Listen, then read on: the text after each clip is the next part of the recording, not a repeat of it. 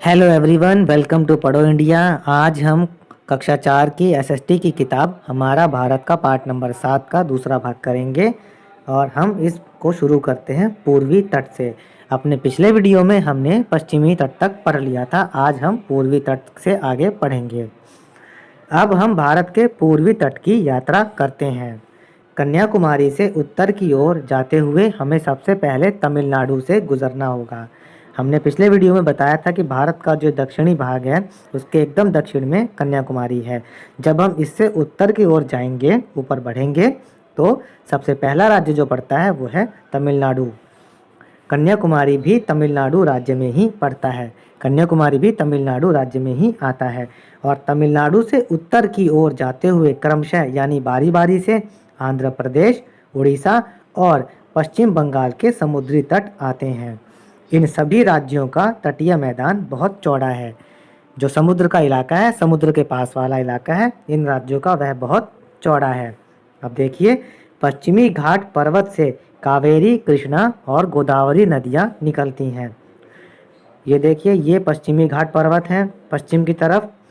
यहाँ से कावेरी, कृष्णा और गोदावरी नदियाँ निकलती हैं, जो कि पूर्वी तटीय मैदानों से होती हुई यहाँ पश्चिमी तट से निकली और यहाँ पूर्वी तट में ये बंगाल की खाड़ी में गिर जाती हैं। ये पूर्वी तटीय मैदानों से होती हुई नदियाँ हैं जो बंगाल की खाड़ी में गिर जाती हैं, लेकिन समुद्र में गिरने से पहले ये अपने साथ लाई मिट्टी, बालू आदि तटों पर छोड़ देती हैं। इसे डेल्टा कहते हैं। जब ये नदियाँ ऐसे आती हैं बहते हुए तो क्या करती हैं, ये समुद्र तट पर बालू, मिट्टी आदि को छोड़ देती हैं, जिससे यहाँ पर एक तिकोनी भूमि सी बन जाती है। इन्हीं को हम डेल्टा बोलते हैं। और इसके बाद ये नदियाँ इस तरीके से यहाँ बंगाल की खाड़ी में गिर जाती हैं और ये जो तिकोना जो बनता है इसको हम कहते हैं डेल्टा। इसे डेल्टा कहते हैं।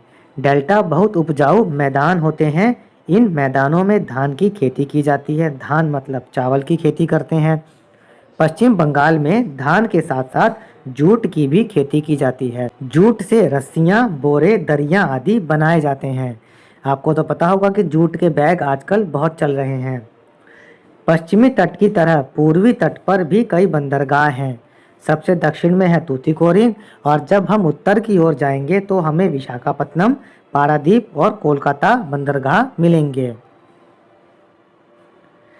पश्चिम बंगाल एवं बांग्लादेश में संसार का सबसे बड़ा डेल्टा है, जिसे सुंदरबन डेल्टा कहा जाता है। इस डेल्टा को गंगा और ब्रह्मपुत्र नदियों ने मिलकर बनाया है और इसीलिए हम इसको गंगा ब्रह्मपुत्र डेल्टा भी कह देते हैं। अब देखते हैं समुद्री तट से क्या लाभ होते हैं। भारत के पास लंबा समुद्री तट है, पश्चिमी तट और पूर्वी तट। इससे देश को बहुत से लाभ हैं। तटों पर रहने वाले लोग समुद्र से मछली पकड़कर जीवन यापन करते हैं।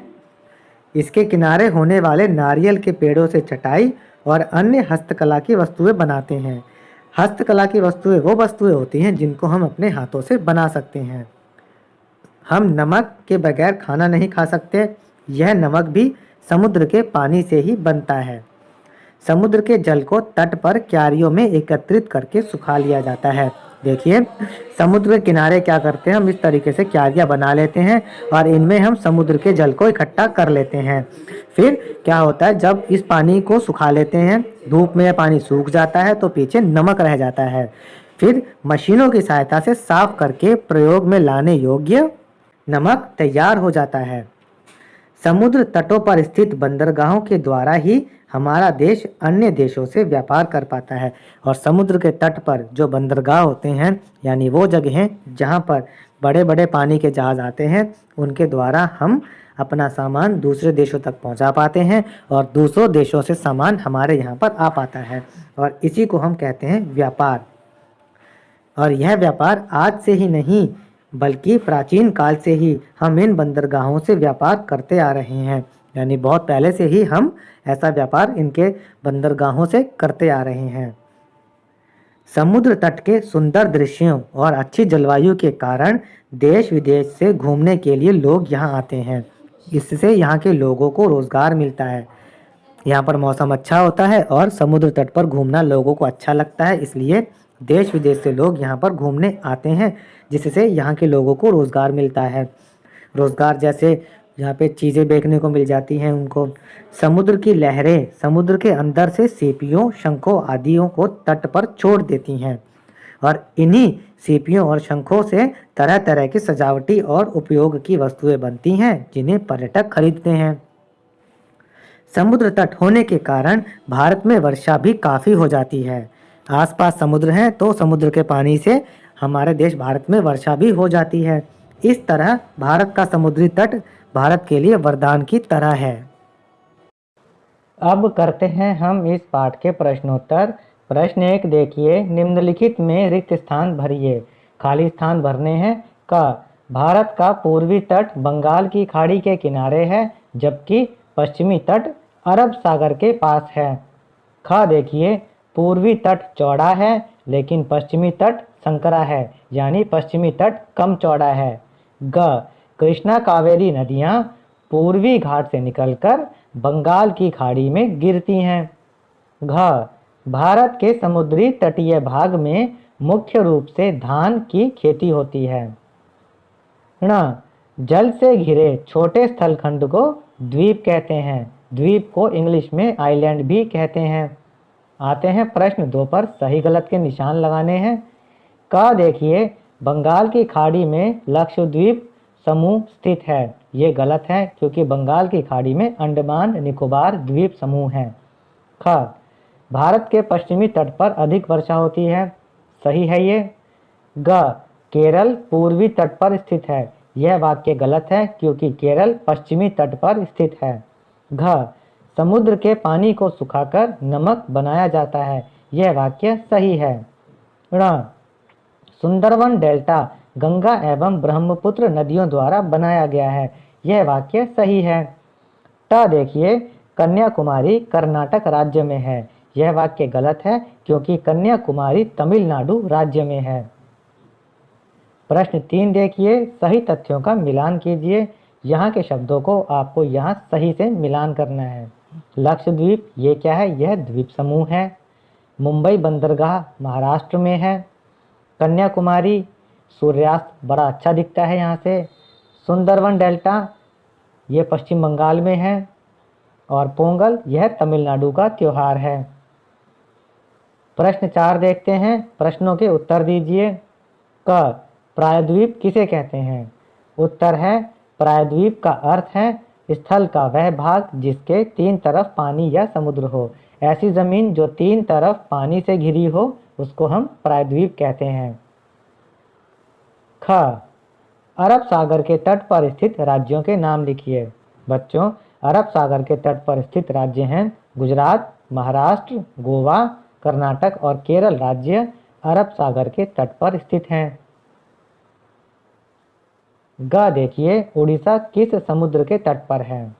उड़ीसा, जिसका नया नाम ओडिशा है, यह बंगाल की खाड़ी के तट पर स्थित है। घ देखिए, भारत के पश्चिमी तट पर वर्षा अधिक क्यों होती है? उत्तर है, पश्चिमी तट के साथ साथ पश्चिमी घाट पर्वत हैं।